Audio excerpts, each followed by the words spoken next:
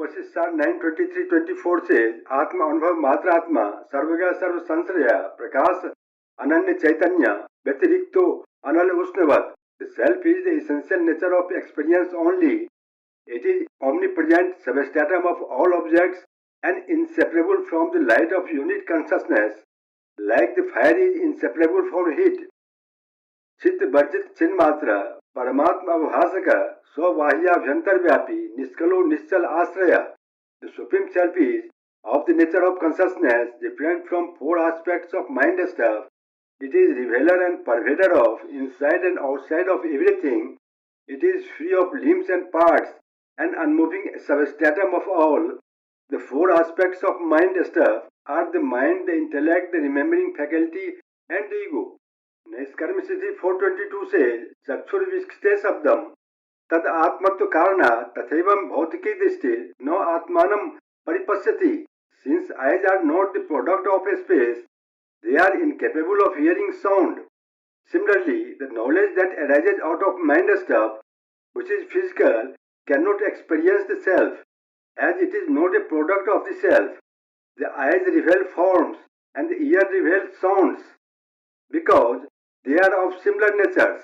Thus, it is found that invariably in every place there is similar kind of reality between the revealer and the object to be revealed.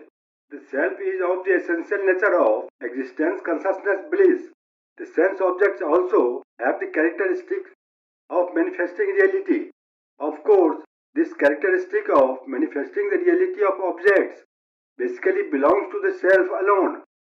In this manner, it can be imagined that both sense objects and the self are of the same category, because both of these have characteristics of manifesting that which exists. Therefore, it can also be stated that the self illumines everything.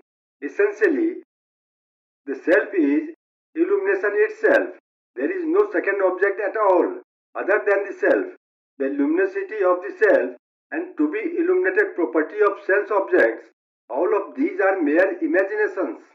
The cessation of the erroneous cognition of world appearance becomes possible only through the false knowledge that is produced by the false methodology of discrimination. Panchdashi 7:16-17 says, Kutastho asmiti bodho api mithya chetano iti ko bade tadrishe napi bodhena sansaro hi nivartate yakshanurupo hi balirikyahu lokika jana. I am the eternally unchanged inmost self. Though this knowledge is unreal, the world illusion gets destroyed by it. The world delusion is also unreal. Therefore, by illusory knowledge alone, the illusory error is destroyed. As is the sleep ends when one sees a dream tiger.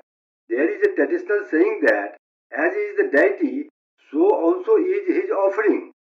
For example, cow dung ashes are the offerings of goddess of poverty or Lakshmi. The methodology itself is not the truth. Acharya Sureshwara also said in Vedarnik Bhartika Sar 14358, Yaya Bhavet Punsa Vyutpatti Prag Atmani Sa Sev Prakriya Ihsyat Sadvi Satcho Anavasthita. One should not cling to or find interest in the methodology. There is really no flawless methodology. That means through which the knowledge of the inmost self dawns in one, that very methodology is best for him. There is no limit of methods to follow. The methods are diverse due to the diversity of intellectual grasping or the capacity in competent recipients.